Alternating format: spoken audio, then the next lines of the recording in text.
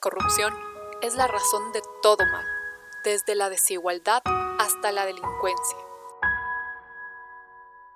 A diferencia del punto de vista socialista-comunista, que sostiene que la pobreza se da cuando los ricos acumulan los recursos de los pobres, nosotros replanteamos que es el propio gobierno el que ha robado los recursos de todos, solo para el beneficio de una muy reducida élite, de la cual la mayoría de su riqueza termina en el extranjero.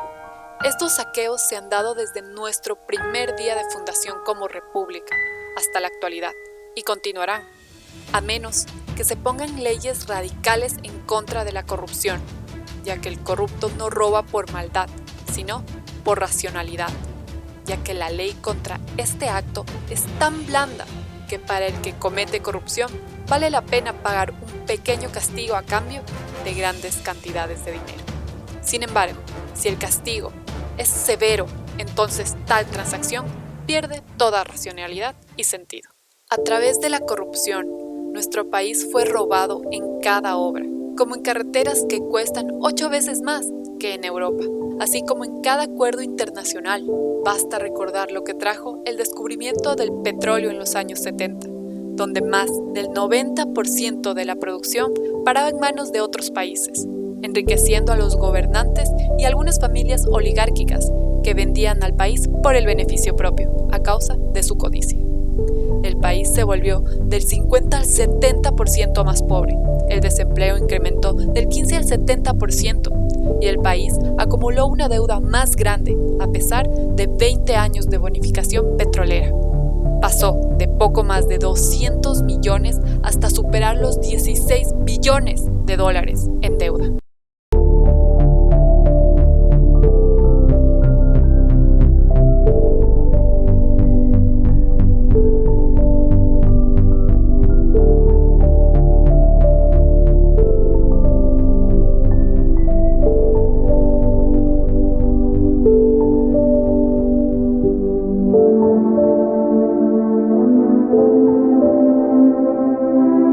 Mientras que esclavizaban a los ciudadanos, contaminaban las selvas amazónicas con sus prácticas que abarataban el costo de la materia prima por su nula inversión en manejo de desechos y preservación medioambiental, como en el caso de Texaco Chevron, además de haber sido protagonistas en homicidios de indígenas amazónicos.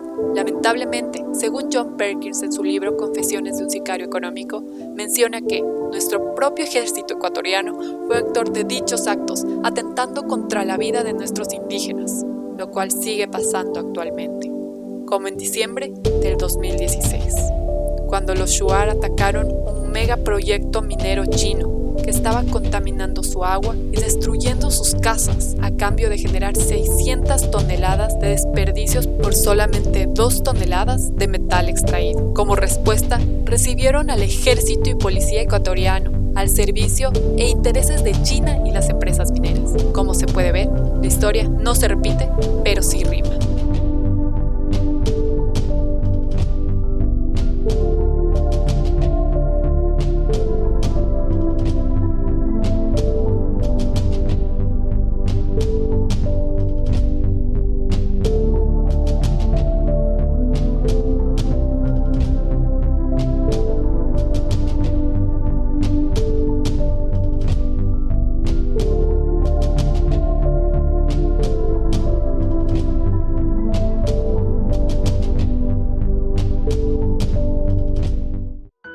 La raíz de los problemas del Ecuador es la corrupción y nosotros no proponemos pelear contra esta o combatirla, como han pretendido hacer y han fracasado todos los gobiernos del país.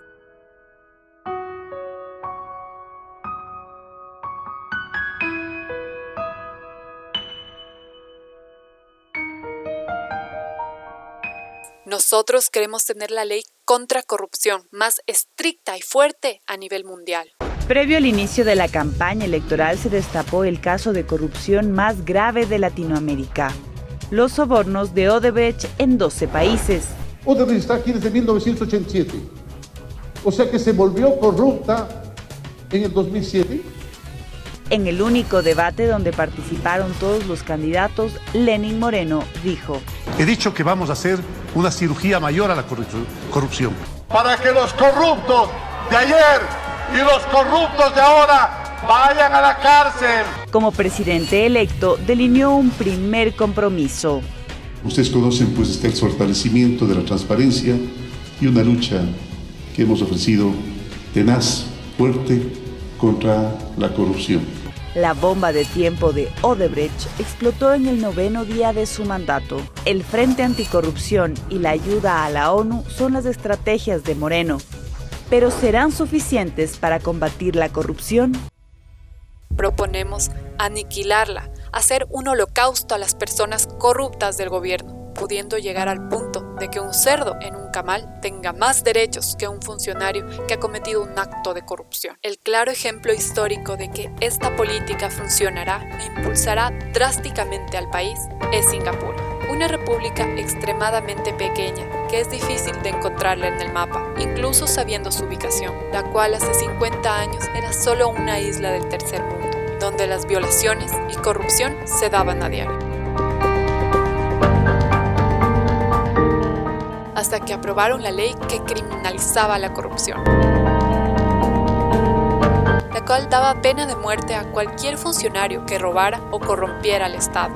Las penas de muerte se las ejecutaba en la horca, donde el claro mensaje de que un corrupto no merece ni morir con una bala, ya que el precio de la bala es muy caro como para gastarla en terminar con su vida.